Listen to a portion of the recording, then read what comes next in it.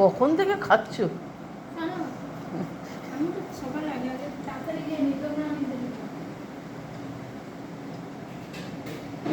আমি তো ঘুমিয়ে গেছি, আর আমি দেখছি ভাত খেয়েছি কি খাইনি আমার খেয়া মনেই নেই। তারপর মনে পড়ছে তো ভাতটা দেওয়া আছে, তো ঘুমিয়ে গেছি একদম।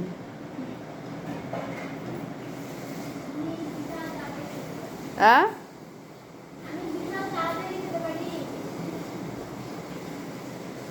আমি ভাত খেতে পারি তাড়াতাড়ি, একটু গরম গরম ভাত, একটু ঘি ফি হলো মনের মতো, তা নাহলে এই মাছ ফাছ হলে আমার একটু সময় লাগে।